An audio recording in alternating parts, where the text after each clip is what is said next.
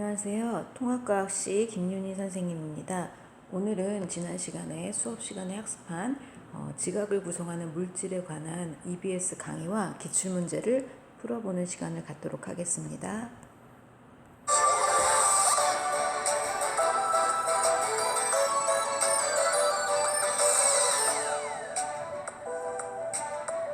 여러분 안녕하세요. 학교시험 3전형 통합과학의 김유현입니다. 자, 벌써 5번째 시간입니다. 자, 오늘 이 시간에는 지각과 생명체를 구성하는 물질에 대해서 좀 알아볼 겁니다. 이게 오묘하게 달라요. 재밌는 건 우리 주기율표라고 혹시 알고 있나요?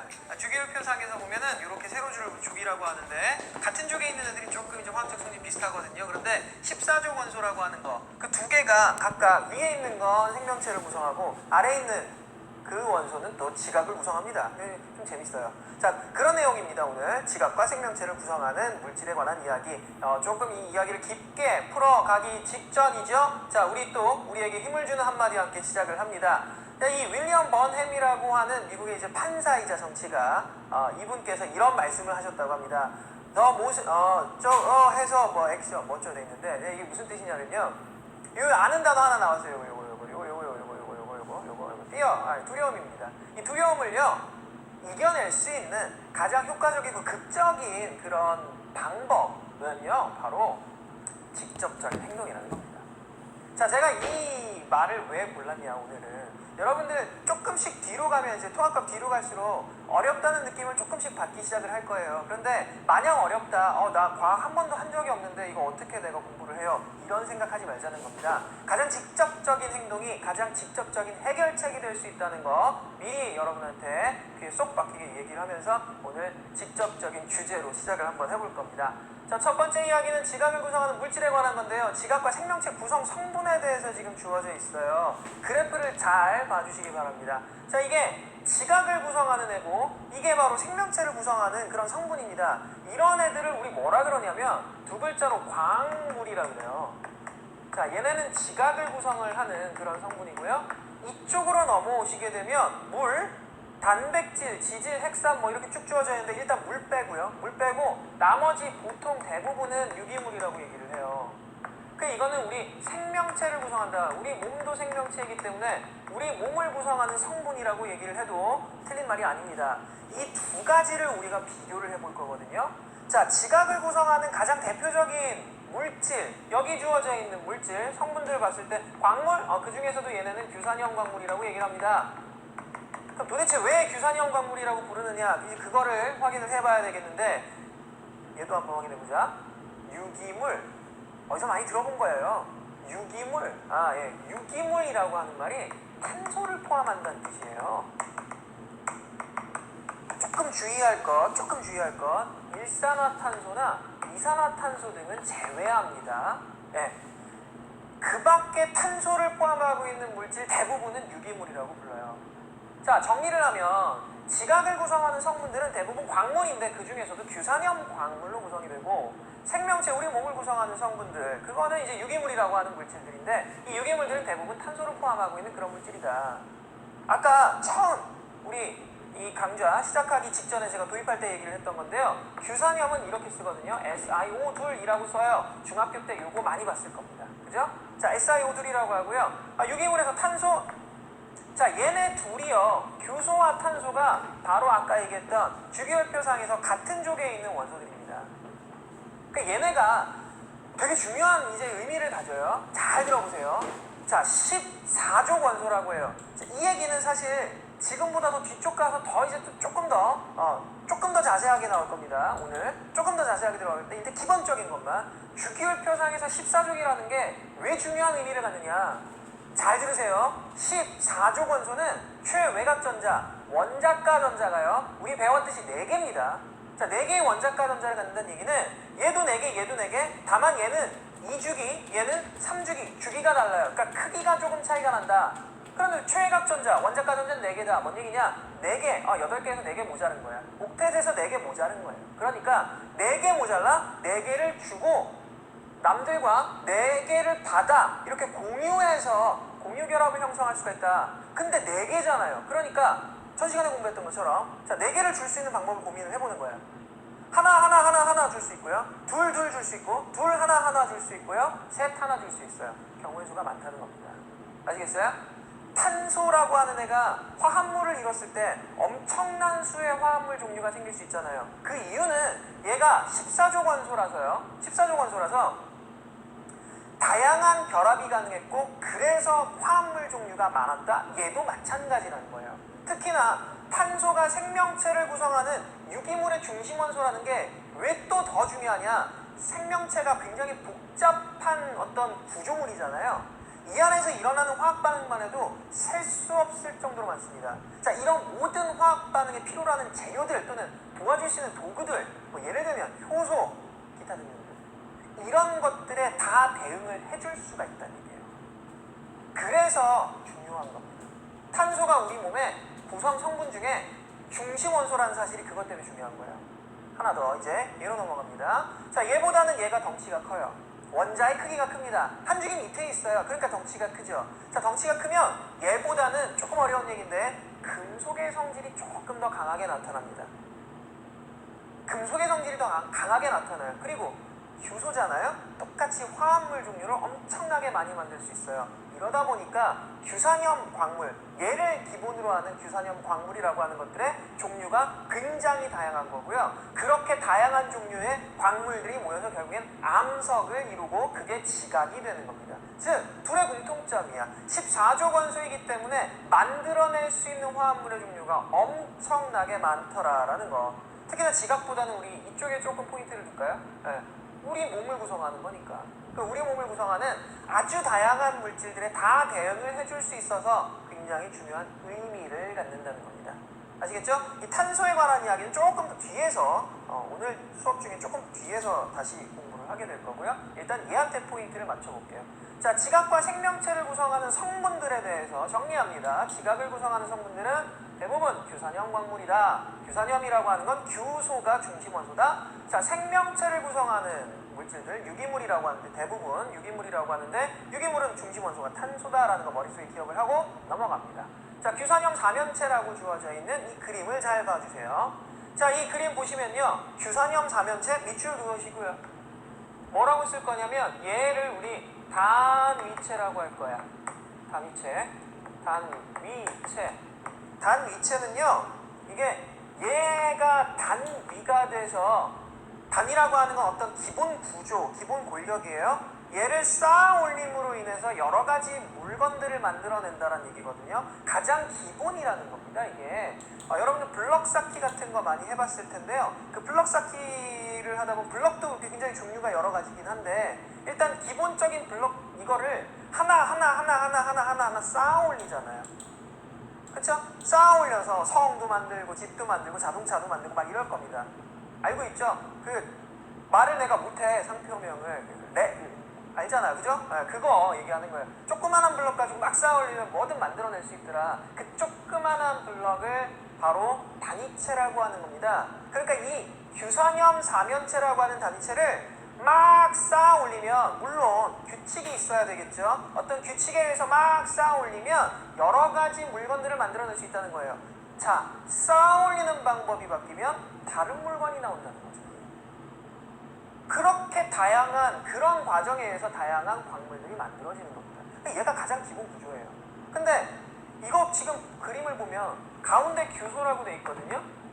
가운데 규소예요. 색깔이 잘 보일지 모르겠지만 규소는 14족 원소이기 때문에 전자를요 4개를 나눠줘요. 4개를 나눠주고요. 주변에 있는 얘 산소잖아요. 산소 흰색으로 하면 보일까요? 산소.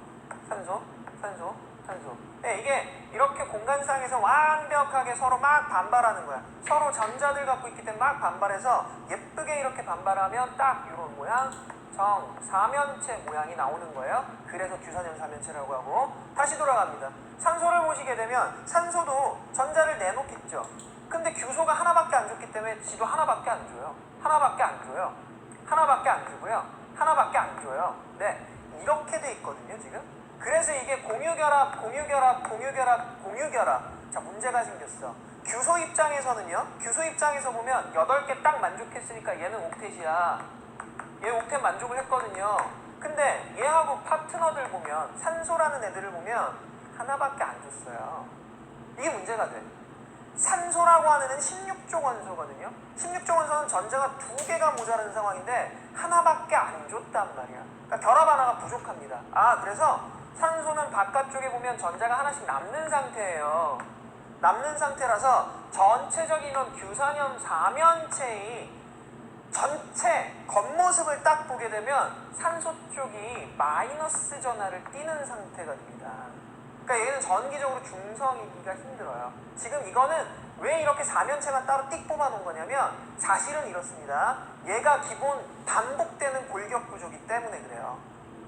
자, 이게 어떻게 규산염 광물을 얘가 형성을 하느냐, 물론 여기에 다른 원소들이 끼어 들어가기도 합니다. 그렇게 됐을 때는 광물이 색깔을 띠는 경우들이 많아요. 근데 일단 기본적으로 규산염 사면체가 어떻게 그러면 광물들을 이렇게 구성을 하느냐, 여기에 전자 하나 부족하잖아요. 여기에 규소가 또 와요. 이렇게 오는 거예요. 그러니까 얘도 이제 사면체 구조가 나오겠지?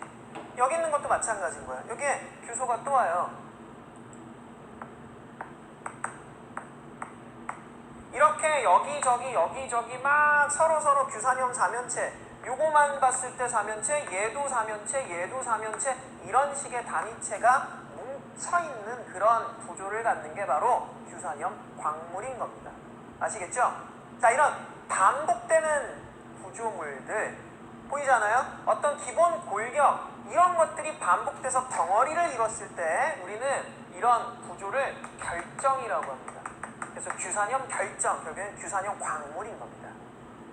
자, 근데 하나 또 의문이 생겨야 돼요. 여러분들이 중학교 때 보면 SiO2이라고 많이 배웠어요. 그리고 이거를 규산염 광물이라고 했는데 고등학교 1학년 통합과학 갔더니 세상에 SiO 내수로 바꿨네? 그리고 규산염 사면체, 근데 규산염이란 말이 또 들어가. 이거 왜 그런 거예요? 라고 궁금해야 됩니다.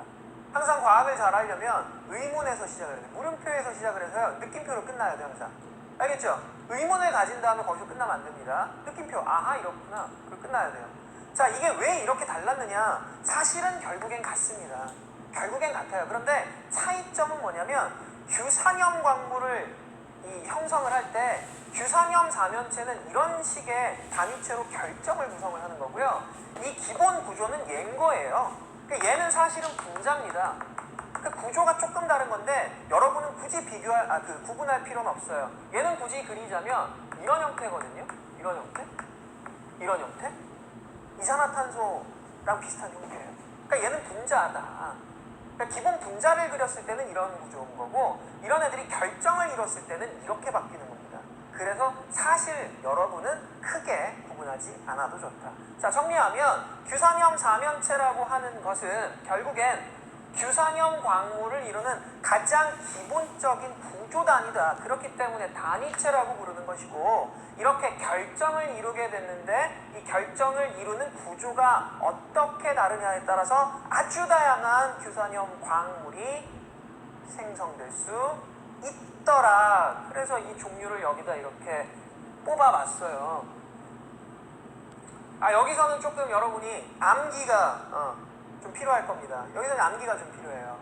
사실 이게 저는 이제 과학 공부할 때 아주 이렇게 꼭 필요한 거 아니면 외우는 거 별로 추천 안 하거든요. 그러니까 과학을 외워서 접근을 하기 시작을 하면 나중에 응용력이 안 생겨요. 아까 내가 강조했지만 물음표로 시작하면 이제 느낌표로 끝나야 돼. 그게 과학입니다. 이해를 하고 넘어가야 되는데 어쩔 수 없어요. 이런 거는 외울 수밖에 없어. 특히나 감람석, 휘석, 갑성석, 이게 광물이에요. 광물 종류인데 이거 우리가 눈으로 보기 힘들거든요. 직접 보기가 힘들어. 책으로 공부를 하잖아요, 우리가. 어쩔 수 없이 시험 문제를 또 풀어내려면 이런 그림을 줘서 문제를 내는 게 아니라 이름 물어보거든요. 그러니까 어쩔 수 없이 외워줘야 되는 거예요. 알겠죠? 자, 외워봅니다. 독립형 구조의 독, 그 다음에 감람석의 감, 단, 휘, 복, 갑 정도만 외우셔도 돼요. 뭔가 대단한 외우는 방법이 있는 게 아니고요. 사실은 그냥 앞글자만 따서 외워두셔도 좋습니다. 자, 독감, 독립형 구조는 감람석이다. 뭔 얘기냐면 이거 지금 세모 하나가 여기 지금 세모로 보이지만 사실은 교재 잘 보시면 이런 모양이거든요. 사면체 모양이야. 가운데 규소가 있는 겁니다. 자, 이런 규산염 사면체가 독립적으로 모여있는 형태가 감람석이에요. 감람석은 이렇게 생긴 광물이고요. 이게 만약에 자 얘가 하나씩 산소를 이렇게 규소 사이에 산소, 규소 사이에 산소, 규소 사이에 산소 공유를 해. 주르르륵 이어붙은 이런 모양의 사슬. 근데 한 가닥의 사슬이잖아요. 자 이런 구조로 붙어있는 애들이 휘석인 거예요. 이걸 조금 더 바꿔서 표현을 하면 우리 그 블럭 쌓기 놀이 알잖아요. 자 거기에 얘는 요 조그만한 요런 블럭이었다면 이걸 막 쌓아 올려서 만든 물건이 이거야. 근데 얘는 블럭 자체가 이렇게 긴 막대 모양의 블럭인 거예요. 이걸 막 꽂아서 쌓아 올린 게 얘인 거다라고 생각하면 좀 쉬워요. 복사슬 구조는요. 자 단사슬 구조, 사슬 하나가 붙어 있는데 그 옆에 또 다른 사슬이 붙어 있다. 그러니까 이게 여기다 이렇게 뭐 그려보면 보통 뭐 이렇게 생겼죠? 많이들 봤지? 이게 좀 넓은 블럭인 거야 이렇게. 네. 이렇게 뭐 집에 동생 있거나 하면 많이 갖고 있을 거예요. 이런 모양. 요거를 막 쌓아 올려서 만들어낸 게 각성성과 같은 광물이다라는 거고요. 판상구조라고 하는 거는 널찍한 판때기 있잖아요. 블럭 내 것이 들어있죠? 그걸 보면 이거 판 이런 것들을 막 이렇게 쌓아 올려서 만든 게 흑음모다. 그래 이게 결합 구조가 다른 거예요. 그러니까 선으로 시작했다가 얘도 선이긴 한데 좀 넓은 선인 거고 이쪽으로 오면 이제 면이 되는 거죠. 이렇게 사면체들이 어떻게 붙어서 구조를 형성하느냐에 따라서 광물들이 서로 종류가 바뀐다는 거예요. 하나 또 있습니다. 판상구조까지 했는데 판상구조 너무 뻔하죠. 흑음모 얘기하면 왜 우리 그 중학교 때도 계속 이렇게 판 모양으로 쪼개진다 많이 얘기하잖아요. 그지? 흑음모 이거 뭐 너무 뻔히 아는 거니까. 흑음모는 판으로 쪼개져. 그 판상이야. 하나 또 갑니다. 요거 플러스 알파. 망상구조도 있어요. 망상구조도 있는데 망상구조는 석영이라고 하는 광물입니다. 석영은 보통은 이렇게 수정 이런 모양으로 생겼어. 이게 석영이거든요. 자 석영은 망상구조예요. 뭔 얘기냐면 얽히고 설키고 묶여 있다는 거야. 그물처럼 막 복잡하게 사면체 구조물들이 이렇게 막 얽히고 설켜 있다 이 뜻이에요. 자 얘네들 쭉 놓고 한번 비교해 볼게요. 독립형 구조는 얘가 조각조각 하나씩 모여 있는 거야. 그죠? 근데 이게 이렇게 늘어서서 선 모양으로 늘어서서 만들어진 이게 한 세트인 거야. 이거를 쫙 쌓아 올렸다 그게 휘석 단사슬 구조죠. 네, 그 다음에 얘보다 하나 넓은 거 2개 묶어서 하나의 블럭이야. 요걸 기본 구조로 해서 쭉 쌓아 올린 게 복사슬 구조입니다. 또 널찍한 판때기 모양을 기본으로 해서 쭉 쌓아 올린 게 바로 판상구조인 흑음모고요. 막 얽히고 설켰어. 그물 모양으로 단단하게 뭉쳐있는 게 바로 석영이에요. 이러다 보니까 이쪽에서부터 이쪽으로 올수록 기계적인 강도가 세진다라고 얘기해요. 기계적 강도가 높아진다. 일로 올수록 기계적 강도가 높아진다. 다른 말로 뭐라 그러냐면 풍화에 강하다라고 얘기해요. 단단하게 묶여있는 거야. 그러니까 풍화에 강한 거죠. 자 정리합니다. 규산염 사면체가 어떤 기본 구조를 이루느냐에 따라서 광물의 종류는 바뀔 수가 있어요. 규산염 사면체가 독립적으로 존재하면 감람석이에요. 독감. 그 다음에 단사슬 구조. 그냥 사슬 모양 하나면 단휘, 휘석이고요. 2개의 사슬, 그 겹쳐있으니까 복사슬이야. 각섬석이고요. 판 모양은 흑음모고요. 망상구조 그물처럼 얽혀있다. 그러면 석영이더라. 이쪽으로 올수록 구조가 복잡하게 얽혀있기 때문에 기계적인 강도가 세고 풍화에 강한 특징이 나타난다. 이 정도까지 하시면 되겠습니다.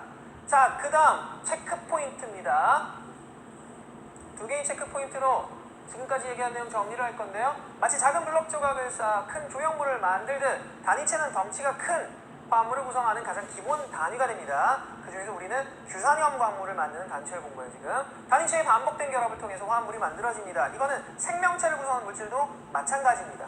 자, 규산염 광물은 단위체인 규산염 사면체의 다양한 공유 결합을 통해 만들어지고요. 규산염 사면체의 결합 구조에 따라 독감, 단휘, 복각, 파는, 망석 꼭 기억할 것 이것으로 구분을 할 수가 있습니다. 자, 머릿속에 잘 정리가 되셨으면 오늘도 놓치고 갈 수가 없습니다. 오늘의 시크릿 코드 준비됐죠? 시작합니다. 자, 오늘의 코드는 잘 한번 찾아보세요. 뭐 어렵진 않습니다. 꼭 그리고 수강훈이 게시판에 글을 써주시기 바랍니다. 지각을 구성하는 암석은 주로 이것 광물로 구성되어 있고요. 이것 광물은 이것 삼연체로 구성이 되어 있다. 이것 뭘까요? 이거 뭐 답 벌써 나왔죠? 찾아서 글 올려주시면 제가 답글을 달아드립니다.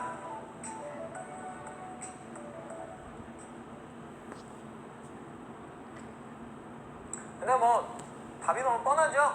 답이 너무 뻔한데 아니 이거 코드 찾는 거 부담 갖지 말고 그냥 재미삼아 하라고 어려운 건 안 줄 거예요. 어려운 건 안 주는데 가끔 어려운 거 올라갈 수도 있습니다. 그럴 때는 아주 더 친절한 답글이 달릴 수 있다는 거. 자, 두 번째 주제로 넘어갑니다. 이제 생명체를 구성하는 물질인데요. 탄소화합물, 탄소. 예, 탄소. 되게 중요한 물질이에요. 탄소는 14조 원소고요. 자, 여기 써 있는 것과 같이 다양한 결합 구조가 가능합니다. 왜? 원자과 전자가 4개예요. 4개니까 우리 옥텟이라고 하는 게 옥텟 이게 원소들이 궁극적으로 화학적으로 만족하고 싶어하는 규칙이거든요. 이게 8개의 전자를 만들고 싶은 거거든. 이거 8개 나누기 해볼까요? 그러면 총 4이라는 숫자가 나와. 즉 결합을 4개를 만들 수 있다는 거예요. 공유결합을. 결합을 4개를 만들 수 있는데 14조 원소인 탄소는 원자과 전자 자체가 4개이기 때문에 공유결합 4개를 아주 그냥 다 가질 수 있다는 거죠. 그러니까 이렇게 단일결합, 이중결합, 삼중결합 다양한 결합이 가능한 거예요. 자, 아까 얘기했지만 탄소는 하나 나눠줄 수 있어요. 그러니까 단일결합이 쭈루룩 생기는 거고 그것만 방법이 아니야. 나눠주는 거 두 개 나눠줄 수 있어요. 묶여서 이중결합, 결합은 1개인 겁니다. 그런데 여기에 공유 전자쌍이 2개인 거예요. 2쌍인 거예요. 이게 묶여서 얘 하나를 만드는 거다. 그래서 이런 것들을 이걸 다중결합이라고 얘기해요. 겹쳐있다 라는 뜻입니다.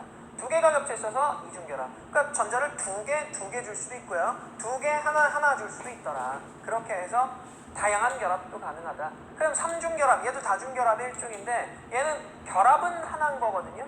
그런데 공유전자쌍은 3개인 거지. 3개가 한 세트. 이런 삼중결합도 형성을 할 수 있더라. 게다가 탄소와 탄소 사이의 결합에 의해서 이런 사슬 모양, 쭉 일자로 펴져 있는 탄소 원자들끼리의 사슬 모양 구조도 만들 수 있고 가지가 달려 있기도 해요. 가지가 달려 있기도 하고 고리 형태를 이루기도 합니다. 다양한 결합도 가능한데 구조도 다양하다 보니까 랜덤의 랜덤, 경우의 수가 증가하는 거죠. 그러니까 탄소화합물, 결론! 굉장히 다양하게 존재할 수 있다. 이래서 생명체에서는 중요한 의미를 갖는다. 아까 얘기했듯이 생명체를 구성하는 다양한 물질의 탄소는 대응을 해줄 수 있다. 그러니까 재료로서 충분한 역할을 해주는 거죠. 그래서 생명체한테는 굉장히 중요한 물질이다. 중심 원소 탄소에 관한 이야기입니다. 기본적으로 골격이 이렇게 다양하게 형성이 될 수가 있고요. 이런 다양한 탄소화합물 중에서 생명체에서 제일 중요한 물질 한 2가지만 꼽아서 정리할 겁니다. 그 첫 번째가 바로 단백질이에요. 이 단백질은요, 어차피 통합과학 뒤쪽 가면 또 공부하는데 미리 땡겨올게요. DNA라고 하는 이 부분부터는 생명 시간에 수업을 하도록 하겠습니다. 오늘도 수고 많으셨습니다.